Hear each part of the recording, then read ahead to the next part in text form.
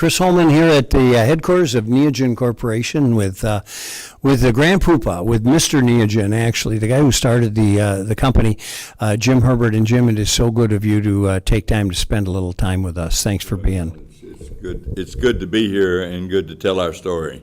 Well, it's a tremendous story, as a matter of fact. You started as a very small corporation, headquartered here, and now you've grown to some pretty good size and very international in scope. We started, Chris, 36 years ago, 1982, myself and one employee, and we've grown from that point to about 1,600 employees now, doing business in 114 countries. There's a publicly held company with a market cap last week of a little over $5 billion, so it's been a great place. Yeah, and you also have a streak of moving up from the prior quarter in your earnings.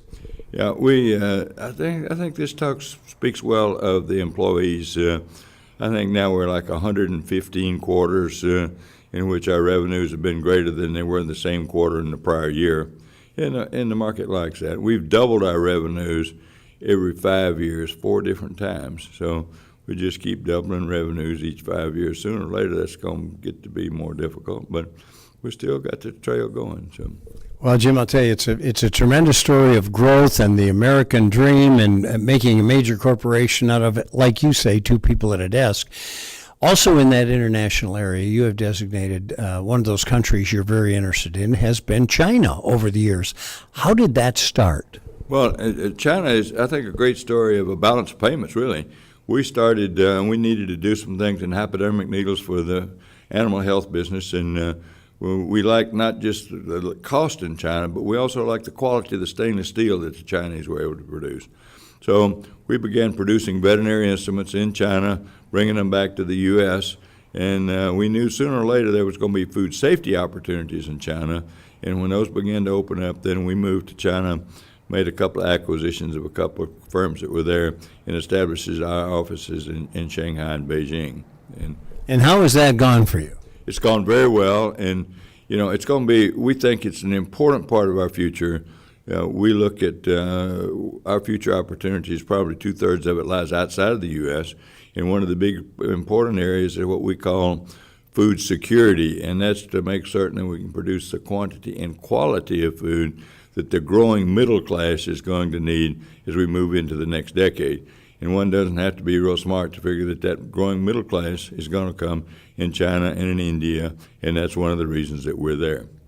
You've not only had great success with product and service back and forth across the seas, but also your most valuable resource probably in the area of personnel, people. Oh, no question about it. And that's why we're in China with Chinese locations, with Chinese nationals who are running the business now. They get to report back here to Michigan, but they run the businesses there. And we've brought Chinese scientists over here, and we've got 2 excellent scientists in part of our microbiology group that both did their undergraduate work in China, and we managed to get them over here, and they're in our lab. So it makes it, and we've got the same thing with our genomics group, a guy that heads up most of our genomics area in Wisconsin, in Nebraska, was trained in China. It's awful convenient to have a guy that lives in Lincoln, Nebraska, and can go to Shanghai and speak Chinese when he gets off the plane. Well, and our new chief executive officer learned many years ago when nobody else was learning to speak Chinese. He said, "I'm going to learn to speak Chinese, not Spanish." And I don't know whether he's fluent or not, but our Chinese friends say he is fluent when he talks to them even yet today. So.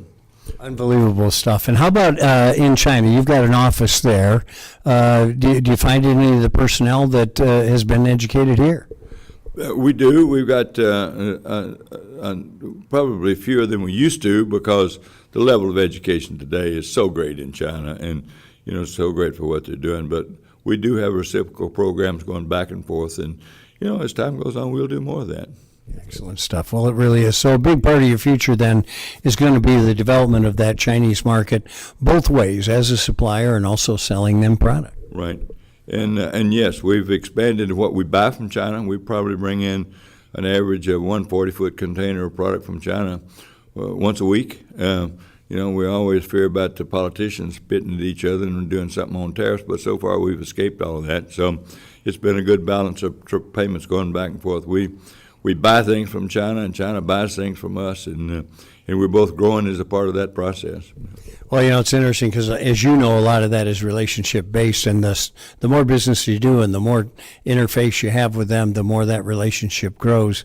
I'm pretty enamored with the way that's gone for you, and I kind of harken back. I think about when we first started going there, which had to be 25 to 26 years ago, and found you that needle manufacturer.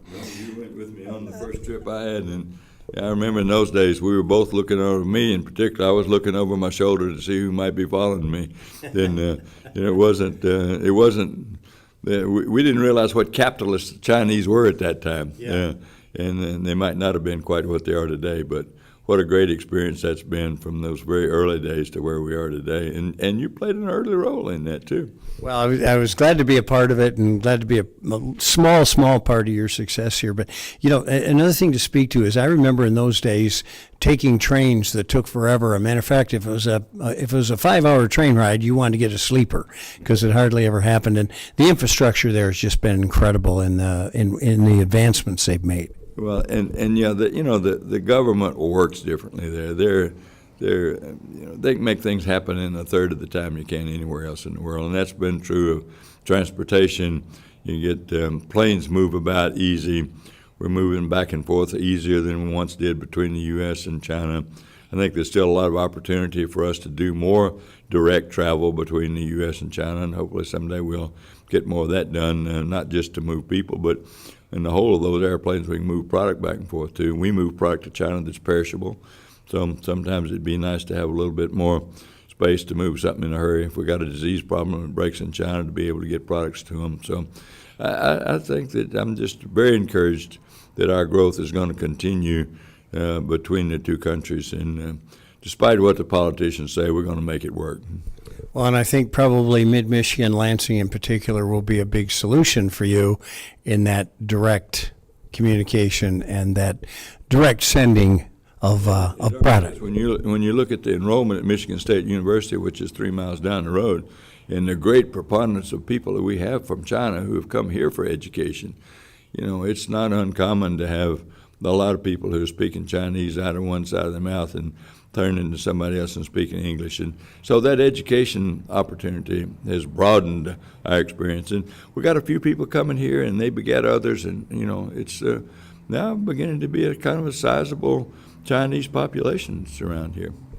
Jim, if you had a direct flight from Lansing, Michigan to Jinan or Haidian District in Beijing, would that be a boon for your company? Well, sure it would. We could move people back and forth. A lot of technical service people that, it's just it takes so long to get from here to there to get there. If we got a Chinese customer, and we got a lot of good Chinese customers now. For instance, the 3 major milk producers in China are all Neogen customers. Diagnostic tests to make certain that milk has not been adulterated, and to get around some of the problems they had back early. To be able to move people back and forth in a hurry, to be able to move product back and forth in a hurry, I think would be just a boom for both countries. Well, listen, we look for continued success out of you, and I know that this corporation is going to continue to grow and do more in China, and we appreciate the time you've given us today, my friend. Well, thank you for your interest in Neogen and your help all along the way, Chris. So it's been our pleasure, and it's been a real boon for the area, in fact. So, Chris Holman here. We are at Neogen Corporation, and thanks for joining us.